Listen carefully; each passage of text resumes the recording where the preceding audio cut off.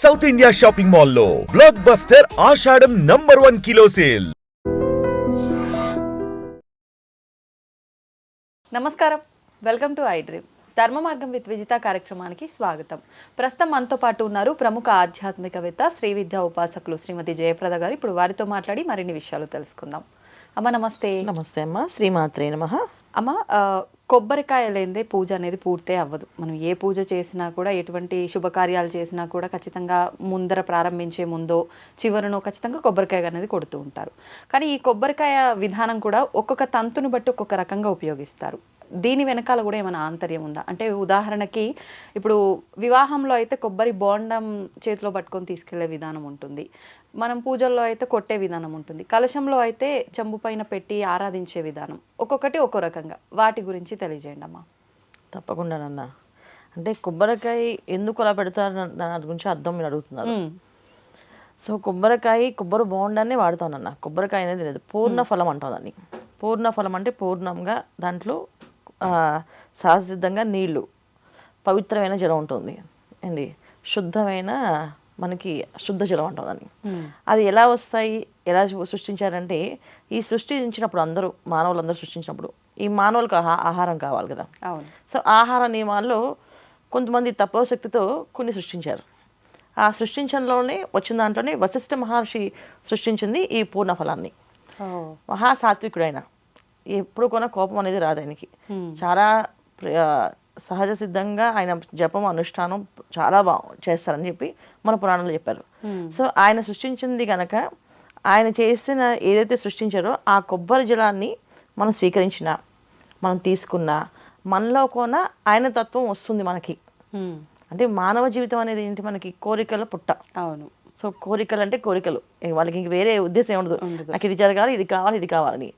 మన ఎక్కువ ఈ కోరికల నుంచి కాస్తైనా దైవారాధన, దైవం మీద ధ్యాస, ఇవన్నీ రావాలి అంటే ఒక సాత్వికమైన ఆహారాన్ని తీసుకోవాలి. సో అందుకే సాత్విక ఆహారాన్ని సృష్టించే క్రమంలో వశిష్ఠ మహర్షి కొన్ని ఆహారాలు సృష్టించారు. అవి మనకు సాత్విక ఆహారాలు మొట్టమొదటిది కొబ్బరికాయ.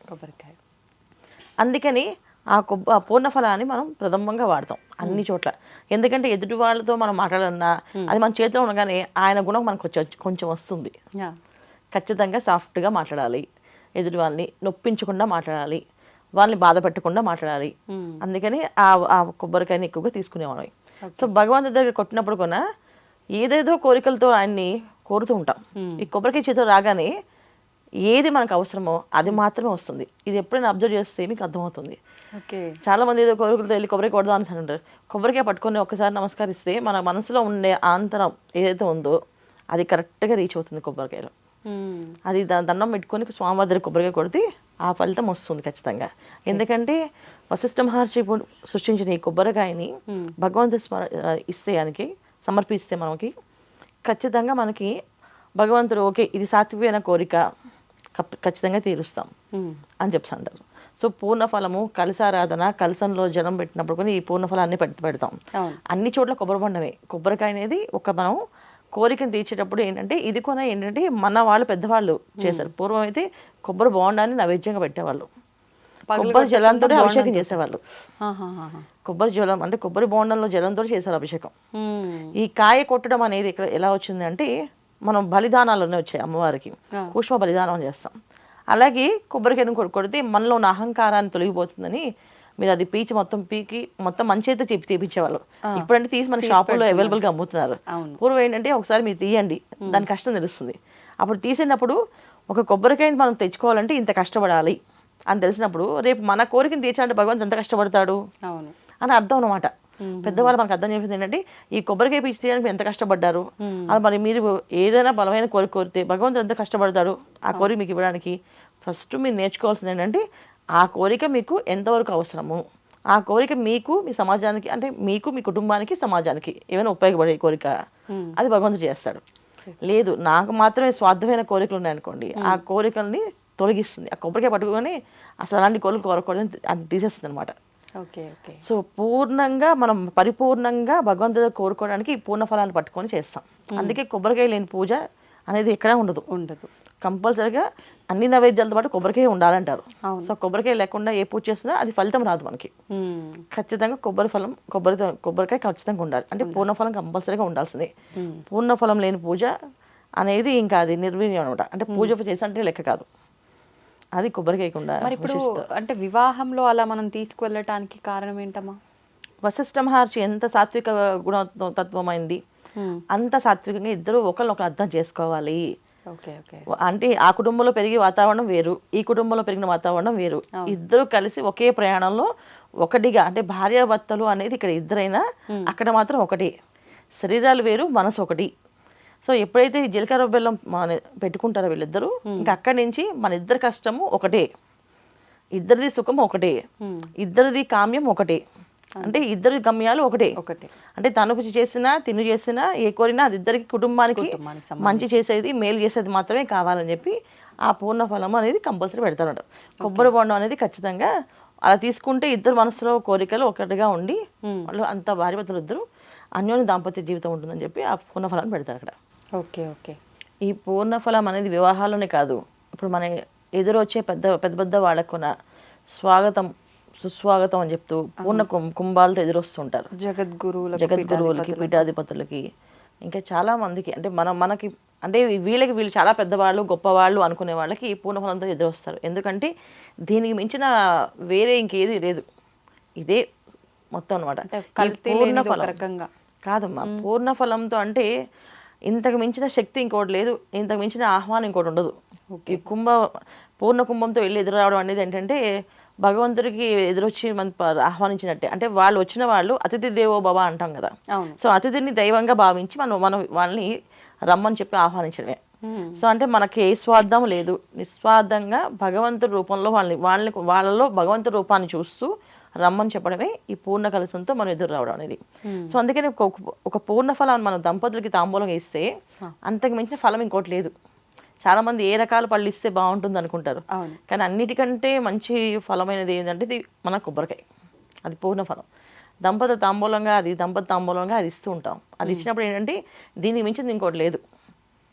సో ఇది ఇవ్వడం అంటే ఏంటంటే మనలో గర్వం నశిస్తుంది అని అర్థం, శాంత స్వరూపం పెరుగుతుంది అని అర్థం, ఆ ఇంట్లో ఐశ్వర్యం పెరుగుతుంది అని అర్థం, సాత్వికమైన గుణం ఏర్పడుతుంది అని అర్థం. అందుకని పూర్ణఫలాన్ని ఎప్పుడు కూడా దానంగా ఇస్తారు, పూర్ణఫలాన్ని తాంబూలంగా ఇస్తారు, పూర్ణఫలానికి భగవంతు ప్రసాదంగా నైవేద్యం చేస్తారు. ఏ సమయంలో అయినా ఎక్కడికైనా వెళితే పూర్ణఫలం తీసుకుని అది కొట్టుకుని ఆ కొబ్బరి ముక్కలు తింటే కనుక ఆకలి మనకి తగ్గిపోతుంది. ఎప్పుడైనా బాగా ఆకలి వేస్తే గుళ్ళో ఒక చెప్పక కొట్టుకుని ఆ కొబ్బరికాయ ముక్క తిన్నామంటే ఆకలి ఆగుతుంది. సో మన జీవంలో కూడా మన బాడీలో ఉన్న మన శరీరంలో ఉండే నాడులు కూడా ఆ వ్యవస్థ తొందరగా ముందుకు సాగడానికి కారణం కూడా ఈ కొబ్బరి. అందుకే ఎక్కువ చాలామంది కొబ్బరి నీళ్లు తాగడం, కొబ్బరికాయ తినడము, కొబ్బరి నూనెతో వాడకాలు. సో కొబ్బరి నూనె వాడితే ఎలా ఉంటారో మనం చాలామంది కేరళ వాళ్ళని చూస్తే అర్థమవుతుంది కదా. వాళ్ళ జుట్టులు కానీ వాళ్ళ మొహాలు కానీ ఎప్పుడు నిగనిగలాడుతూ ఉంటుంది. సో అలాంటి క్వాలిటీస్ అన్నీ కూడా ఈ కొబ్బరిలో ఉంటుంది. సో కొబ్బరి తినడం అనేది చాలా మంచి విశేషం. సో కొబ్బరి మన పెద్దవాళ్ళు ఏం చేశారంటే ఈ రోజు కొబ్బరికాయ దేవుడి దగ్గర కొట్టండి, ఆ కొబ్బరికాయ ఏదో చేసుకుని తినండి అని చెప్పేవాళ్ళు. ఎందుకంటే ఆరోగ్యము ఐశ్వర్యము. ఇంట్లో కొబ్బరికాయ కొట్టామనుకోండి ప్రతిరోజు లక్ష్మీ స్థిర నివాసం అయి ఉంటుందంట. కానీ శుక్రవారం పూట చాలా మంది చూడండి ఇంట్లో కొబ్బరికాయ కొడతారు ఖచ్చితంగా. ఖచ్చితంగా శుక్రవారం కొడతారు, మిగతా రోజు కొట్టకపోయినా శుక్రవారం కొడతారు, మళ్ళీ పండగ వస్తే కొడుతుంటారు. ఎందుకంటే మన పెద్దవాళ్ళు ఏం చెప్పారు ప్రతిరోజు కొట్టమని చెప్పి. కానీ మనం ఏం చేస్తామంటే మనకి కంఫర్టబుల్గా ఉండే ప్లేస్లు చూసుకొని అలా మారిపోయినట్టుగా ఇలా పూజల విషయంలో కూడా శుక్రవారాలు ఏదైనా విశేషమైన పండగల రోజుల్లో అలాంటప్పుడు కొడుతున్నాం. సో ప్రతిరోజు కొట్టడంలో అర్థం ఏంటంటే మన ఆరోగ్య వ్యవస్థ కూడా బాగుంటుందని అర్థం. సో మూలాధారం అనేది మనిషికి చాలా అవసరం. 7 చక్రాల్లో మూలాధారం చాలా ప్రధానమైనది అనమాట. ఈ మూలాధారానికి ఆధారం ఏది కొబ్బరికాయ. ఎక్కువ కొబ్బరి తినడం వల్ల మూలాధారం చాలా స్ట్రాంగ్గా ఉంటుంది. ఆ విషయం మనకు తెలియదు జనరల్గా. తెలియక కొబ్బరికాయ ఏదో తింటాం చేద్దామని చెప్పి కొంతమంది తినడం మానేస్తారు, కొంతమంది అవాయిడ్ చేస్తుంటారు. ఇది కొబ్బరి వాడుక అంత మంచిదని చెప్పి మనకి ఎప్పుడో పురుగులు చెప్పారు. సో అందుకని ఈ పూర్ణ ఫలాలు అనేది అలవాటు అయితే ఖచ్చితంగా ఇవన్నీ వాడతారని చెప్పి వాళ్ళు అలా చెప్పడం జరిగింది.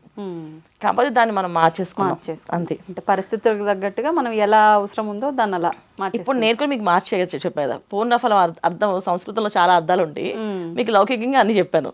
ఎందుకంటే జనాలకి లౌకికం కావాలి. ఇప్పుడు పూర్ణ అర్థాలు సంస్కృత అర్థాలు చెప్పాను అనుకోండి, సో వాళ్ళకి ఏం అర్థం అవుతుంది. ఇవాళ ఇప్పుడు కొబ్బరికాయ ఇలా తింటే మంచిది అని చెప్పేసి తెలిస్తే ఇంట్లో వాళ్ళు కొబ్బరి కొట్టడమో ప్రతిరోజు తినడమో లేకపోతే అలవాటు చేసుకోవడమో చేస్తుంటారు. అందుకని లౌకికంగా చెప్తున్నాం కదా, ఇప్పుడు మనం మార్చాం. అలా ప్రతిదీ మార్చుకుంటూ వెళ్ళిపోతూ ఉన్నది జరుగుతుంది. ఇది కలియుగ ధర్మం. ధన్యవాదాలమ్మా. నమస్తే అమ్మా. శ్రీమాత్రే నమః. శ్రీమాత్రే నమః. తవ్వండి, తవ్వుతూనే శివలింగం. సరే దాన్ని అట్లా కప్పేసేయండి, చూపించదండి. Krishna is there.